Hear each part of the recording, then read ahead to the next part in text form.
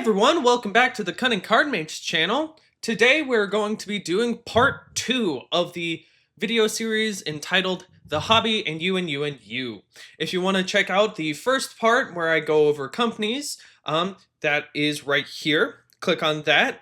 It will be mildly important going forward, but outside of that, we're going to be going into part 2. As the thumbnail and title of the video suggests, we're going to be mostly talking about the local game stores or the hobby stores and how they go about working with the companies to help build up the sense of community and also bringing in new people into the different hobbies. That being said, let's hop right into it.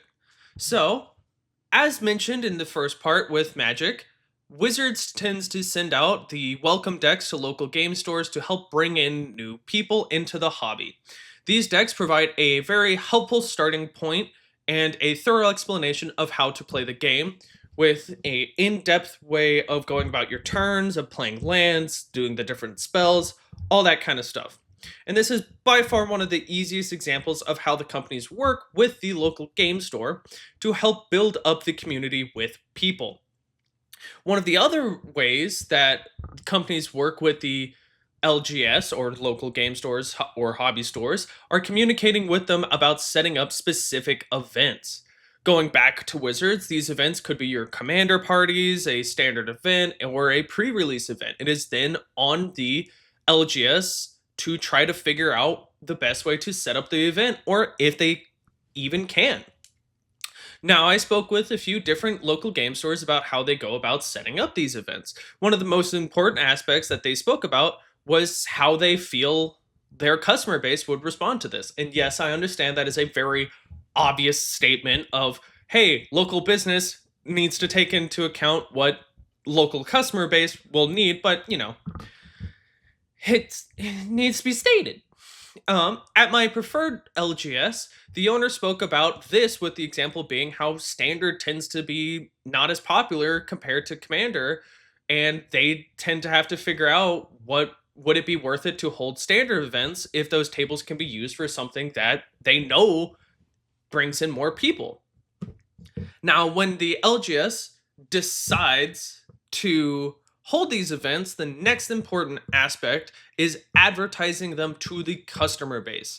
The common trend I saw across the different stores that I talked to was that they have a Discord group that their customers and their community can join, to where they can share the information about the upcoming events.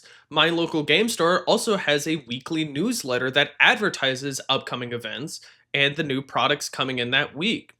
Other hobby stores might have social media channels where they make posts advertising, hey, this is a new product we have coming in, come check it out, this is a upcoming event, to help try to drum up hype to bring in more clientele for the different events.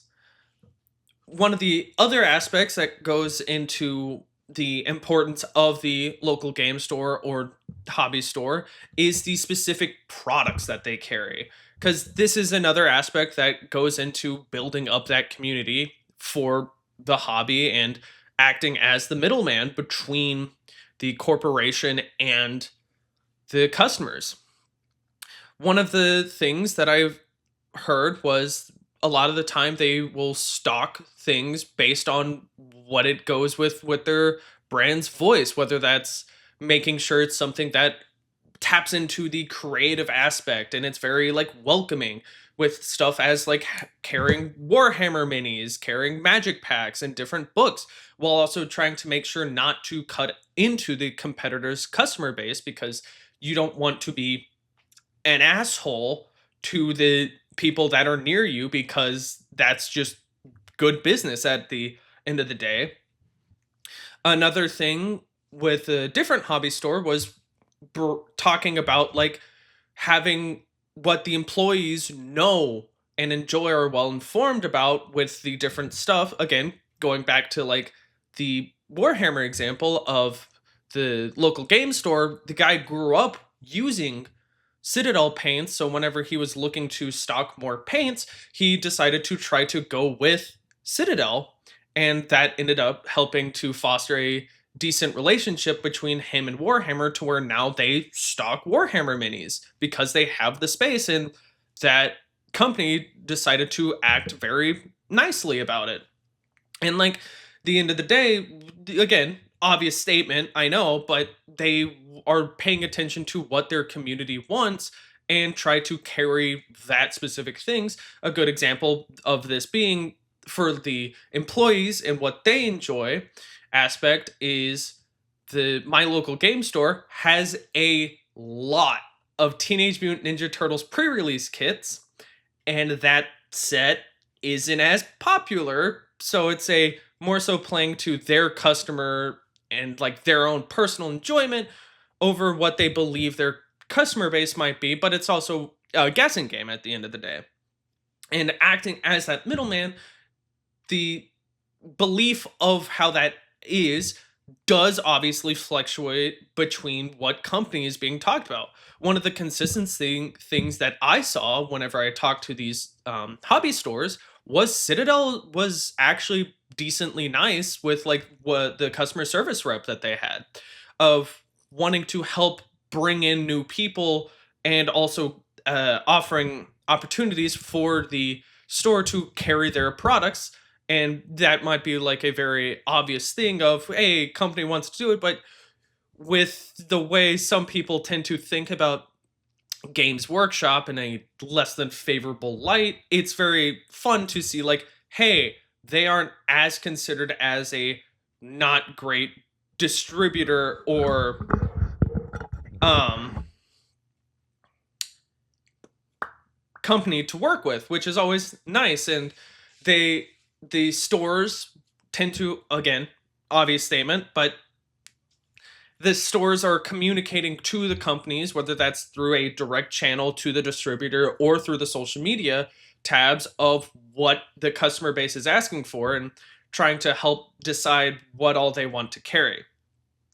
And whenever it comes to actually bringing in new customers for themselves, one of the very consistent things was making sure that the environment there was very calm, casual, and inviting because they want to make sure that people felt comfortable asking questions so that if they did come there for a specific thing, having that nice welcoming experience helps want to encourage that customer to come back.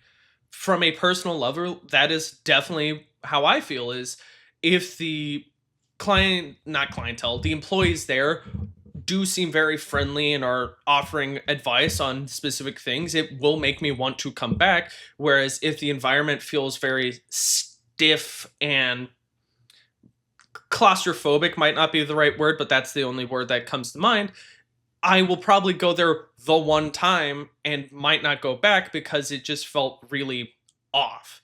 So that's why it's very important for a lot of these hobby stores to try to figure out what specific avenue they want to go through to ensure that they can help bring in the new people for just get them in the door and then have them keep coming back, especially whenever it comes to wanting to approach bringing in that customer that they already have into different hobbies of, hey, you really like this thing, how about you check this out because this is actually a really cool thing and I feel like it'd be right up your alley. And those are all very important aspects of the communication avenue between the local game store and the customer to help encourage this sense of community that makes a lot of these hobbies as enjoyable as they are. And that's more or less all that I really have to say on that specific aspect.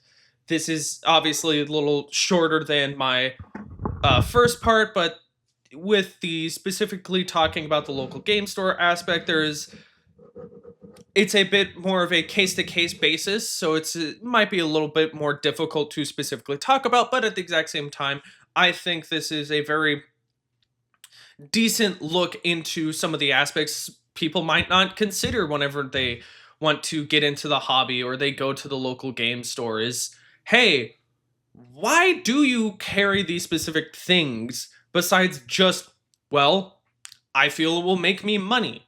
And it was really fun to be able to talk to a lot of these LGSs, because the way that they responded to a lot of the questions actually helped inform, like, I might actually come back to the store to buy things at a later date, because again, that's a part of your welcoming atmosphere. And if you come off as mildly unapproachable, it's not as fun. But that being said, that's the end of part 2. Next week, we'll be covering the customer base and how they go about actually getting into the hobby and figuring out these specific things. But that's basically it.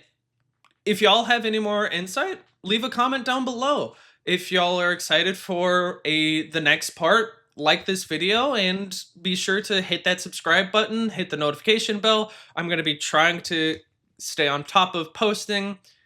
Again, knock on wood. But I do really enjoy this, and I hope y'all are enjoying it too. That's about it. So, bye.